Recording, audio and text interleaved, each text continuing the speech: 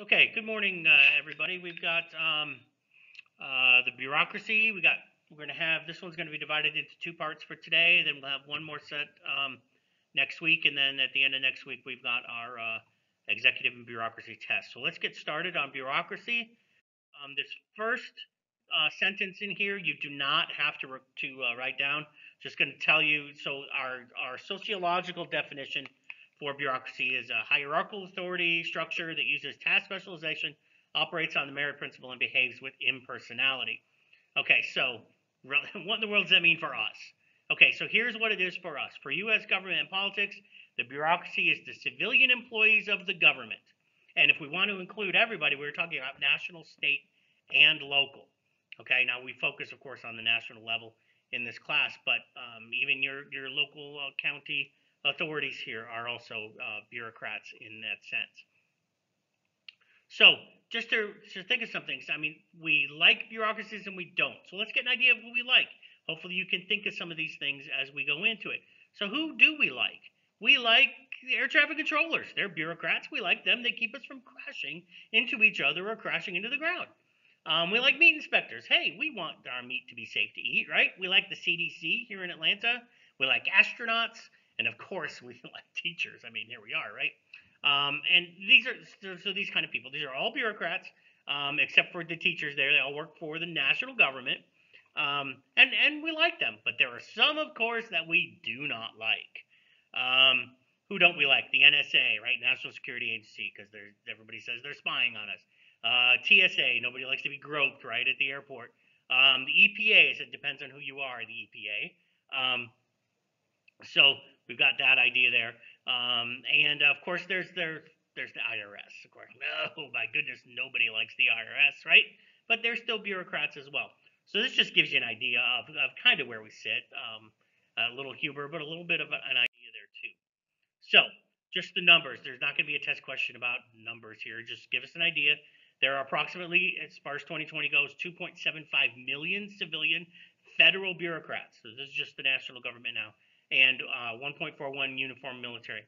Now, when we say the bureaucracy, we generally do not talk about the military, but I've put that in here just because just to give you an idea of numbers here. But mostly it is like the definition was at the front, civilian workforce. In the executive branch, as far as civilians go, that's where the vast majority are. As you can see, 2.66 million of the bureaucrats work for the executive department. The largest of those is the Department of Defense, where they have 750,000 civilian employees in the Department of Defense. Legislative branch, about 32,000. Judicial branch, about 34,000. That gets us up to that approximate 2.75 million. And just to get an idea, the total payroll is approximately $200 billion a year. And that's just what we pay them to do their jobs. Okay, so we got to do just a quick bit of history here. The professional civil service. If you remember from last year's U.S. history, when President Jackson came into power, they sort of changed everything and started what was called the spoil system, where the new president gets to choose and fill virtually every single federal government post or bureaucratic post there is, all the way down to letter carriers and postmasters and things like that. And so what it did was cause this tremendous turnover. Every time there was a new administration, the White House, it happened with Jackson, it happened with the others, they would flood the White House. Just everyday ordinary people flood the White House looking for a job, a patronage job. Let me do this, let me do that. I supported you, I should do this, that kind of thing. And it was massive, and it was called the spoil system. And we had this massive changeover, every change of administration, and one of the real problems with that was lack of expertise. Well, things changed after the assassination of President Garfield. President Garfield was assassinated by a person who had come to the White House seeking a job. He did not get one, so he killed the president. All right, so after that, there started impetus for getting a professional civil service organization. It starts with what's called the Pendleton Act in 1883, which set up a merit and testing system that is supposed to create a nonpartisan bureaucracy below the level of the political appointments. There's the political appointments at the top, and then there's supposed to be the professional civil service underneath. It does also insulate government workers from firing when there are political changes. Remember, there was all the massive changeover with new administrations. This is supposed to prevent them from being frivolously fired. And then, of course, one other act to talk about, the Hatch Act in 1939 and then updated in 1993. It prohibits federal employees from participating in political activities while working. That makes sense. They're working and they're getting paid by us taxpayers. They shouldn't be doing political work. They should be doing the work we pay them to do. And a lot of times this applies more to even higher level, where you've got maybe political appointees who are not supposed to do campaigning and things like that.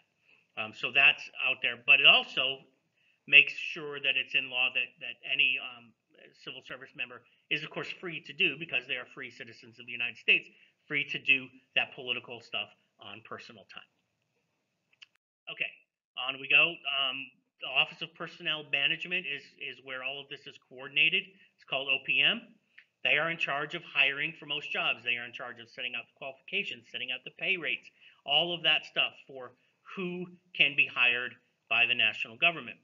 There are elaborate Byzantine rules for this, and meaning just ultra complicated, full of red tape, and that's the idea. You thought you'd never hear of Byzantine after world history, did you?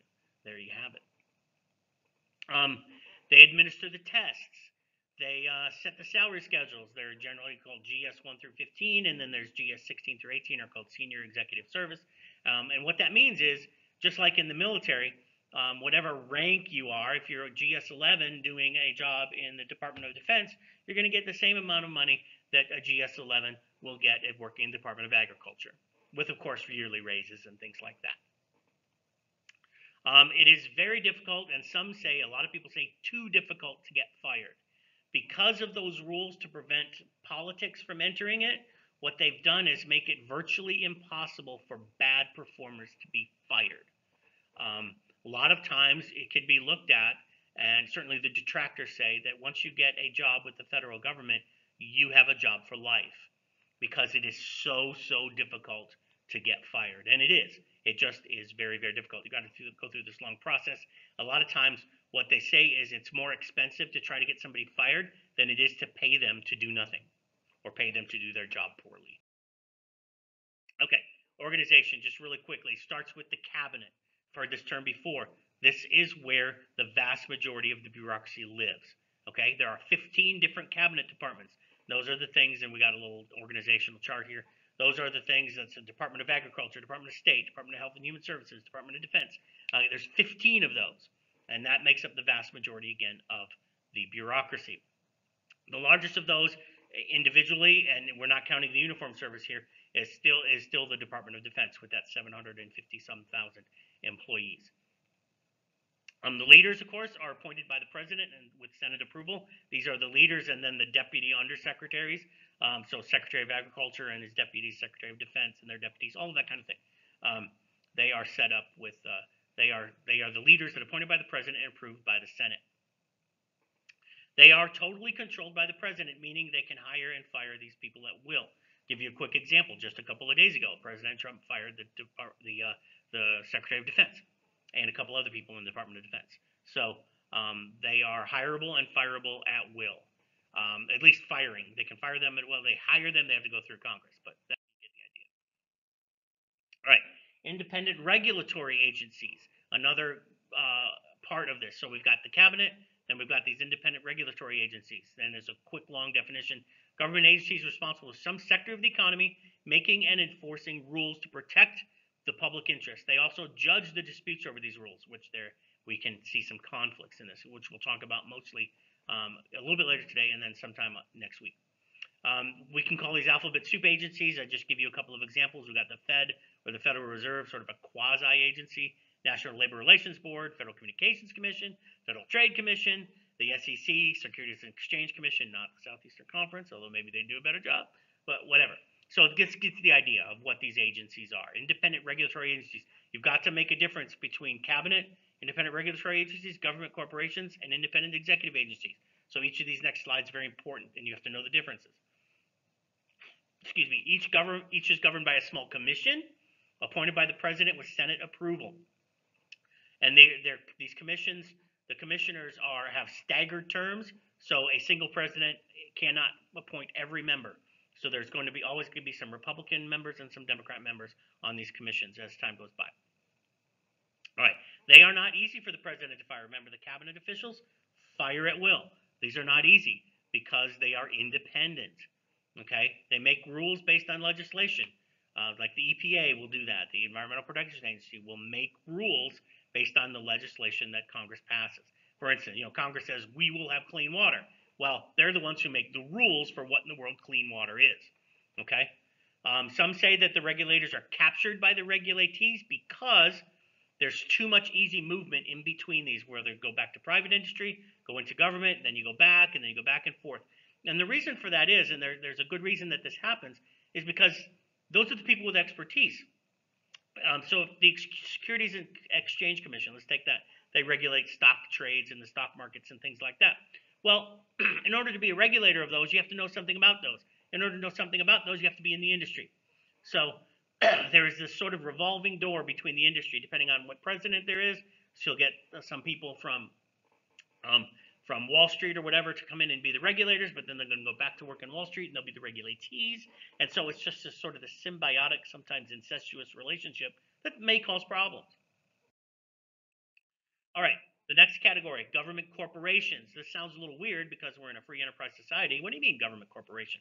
Well, here's the idea. Government organization that provides a service which can be provided by the private sector, and they typically charge for it. The rates can be cheaper than the private sector because they're subsidized by taxpayers. Okay, the biggest one of these is the post office. But I got a couple examples for you. Tennessee Valley Authority, remember, started up in the New Deal era to provide power to some of those, to a lot of the area of rural Tennessee and rural Georgia, places like that. ComSat, Communication Satellite Program. The post office, of course, and Amtrak, the trains. That is part of a government corporation now.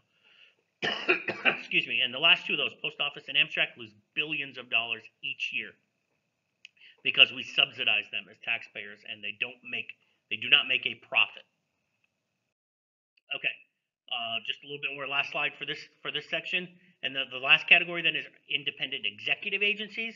Those are basically, excuse me, everything left over that's not the cabinet, not regulatory agencies, and not corporations.